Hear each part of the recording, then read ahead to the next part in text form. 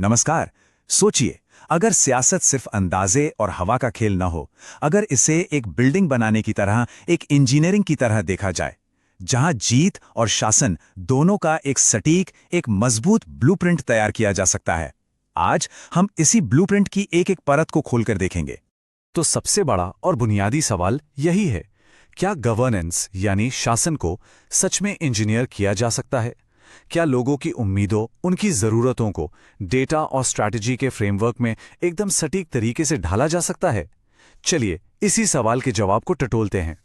देखिए, ज्यादातर पारंपरिक राजनीति बस कट फीलिंग यानी दिल की आवाज और अंदाजों पर चलती है, और जब आपके पास कोई ठोस प्लान, कोई नक्शा नहीं होता, तो अभियान अक्सर भटक जाते हैं। इसका हल एक तरीके में है, एक ऐसा ब्लूप्रिंट बनाना जो डेटा पर आधारित हो, जो सिर्फ चुनाव जिताने के लिए नहीं, बल्कि एक बेहतर सरकार देने के लिए बना हो। ठीक है, तो शुरू करते हैं। कोई भी अच्छी इंजीनियरिंग जमीन के सर्वे से शुरू होती है। हमारी केस स्टडी है हरियाणा का पेहोवा विधानसभा क्षेत्र। यही वो जमीन है जिसे एक पॉलिटिकल स्ट्रैटेजिस्ट को सबसे पहले सबसे गहराई से समझना होता है। ये है पेहोवा, कुरुक्षेत्र जिले का एक हिस्सा, और यहाँ की ज्यादातर आबादी खेती किसानी से जुड़ी है, और यहाँ की सियासत में मुकाबला हमेशा कड़ा रहा है। इस जमीन को समझना, यहाँ के लोगों की नब्ज पकड़ना, यही किसी भी रणनीति का पहला और सबसे जरूरी कदम है। 1,86,967 ये सिर्फ एक नंबर नहीं है, ये 2024 में पेहोवा के कुल वोटर्स हैं। ये वो लोग हैं जिनकी जिंदगियां, जिनकी उम्मीदें और जिनकी तकलीफें इस पूरी प्रक्रिया के बिल्कुल केंद्र में हैं। अब जरा इस डैशबोर्ड को देखिए। ये एक नज़र में पूरी सियासी तस्वीर साफ कर देता है। औसत वोटिंग करीब 70%, मतलब यहाँ के वोटर जागरूक हैं, वो हिस्सा लेते हैं। 2024 में जीत का अंतर सिर्फ 6,553 वोट। इसका मतलब ये है कि एक एक वोट कीमती है। और सबसे बड़े मुद्दे, पानी, खेती का संकट और इंफ्रास्ट्रक्चर। ये डेटा हमें बताता है कि जमीन पर असल में क्या चल रहा है। पेहोवा का इतिहास एक स्विंग सीट का रहा है। मतलब ये किसी एक पार्टी का गढ़ नहीं है। ये टाइमलाइन पिछले 7 चुनावों की कहानी कहती है। सत्ता कभी आईएनएलडी, कभी कांग्रेस, तो कभी बीजेपी के हाथ में रही है। इससे एक बात साफ होती है, यहां के वोटर किसी से बंधे नहीं हैं।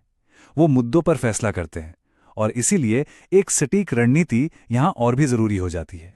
तो जमीन का सर्वे हो गया।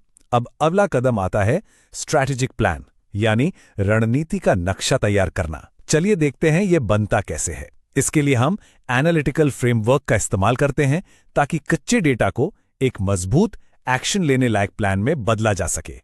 इसे चतुर्मुख सिद्धांत कहते हैं, एक 4 पॉइंट का असेसमेंट। पहला, पार्टी का संगठन, जमीन पर मशीनरी कितनी मजबूत है। दूसरा, कैंडिडेट की अपील, उम्मीदवार का अपना चेहरा, उनकी पहुंच कितनी है। तीसरा, सामाजिक आर्थिक मुद्दे, वो कौन सी तकलीफें हैं जो वोटर्स की सोच को चला रही हैं। और चौथा, सामने वाले की ताकत। इन चारों को तौलकर ही एक बैलेंस स्ट्रैटेजी बनती है।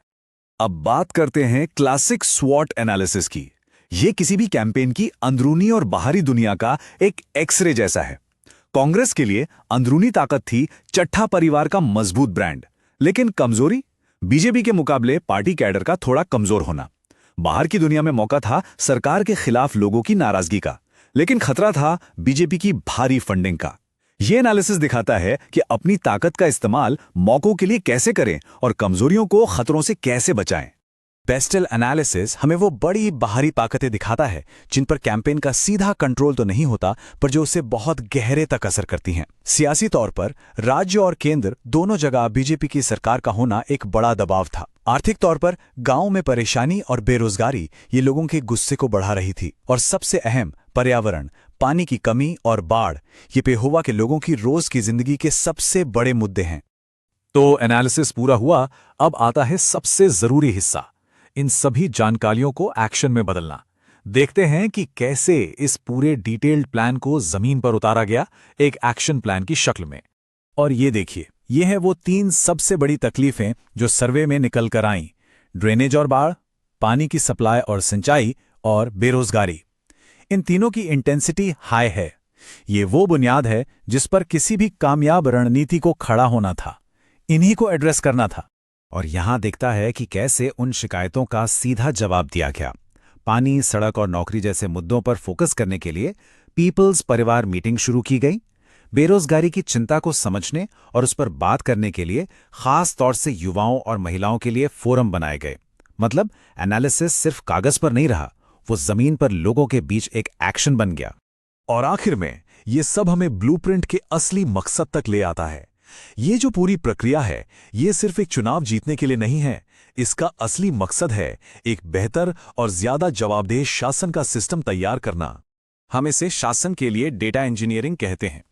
ये एक ऐसा सिस्टमैटिक तरीका है जो हाइपर लोकल डेटा और एनालिटिकल फ्रेमवर्क का इस्तेमाल करके ऐसी राजनीतिक रणनीतियां बनाता है जो सीधे सीधे नागरिकों की शिकायतों और उनकी जरूरतों को पूरा करती हैं। ये सियासत को अंदाजे से निकालकर समाधान की तरफ ले जाता है। और यहां यह समझना बहुत जरूरी है कि जब हम डेटा का इस्तेमाल करते हैं तो ये एक बहुत बड़ी जिम्मेदारी के साथ आता है। भारत के डीपीडीपी फ्रेमवर्क के तहत हर नागरिक की प्राइवेसी और सहमति का सम्मान करना सर्वोपरि है। ये विश्वास बनाने के बारे में है, सिर्फ सिस्टम बनाने के बारे में नहीं। राजनीति से परे उद्देश्य ये सिर्फ एक टैगलाइन नहीं है, ये इस डेटा ड्रिवन अप्रोच के पीछे का असली लक्ष्य, असली सोच है। मकसद एक ऐसा सिस्टम बनाना है जो लोगों की आवाज सुने और उस पर काम करे, सिर्फ चुनाव के वक्त नहीं बल्कि हर दिन। अगर आप एक जन केंद्रित नेता बनना चाहते हैं और अपने क्षेत्र को ऊपर उठाना चाहते हैं तो blueprintstrategies.ai से MG8 blueprintstrategies.ai पर संपर्क करें या 08042041602 पर कॉल करें। राजनीति से परे उद्देश्य।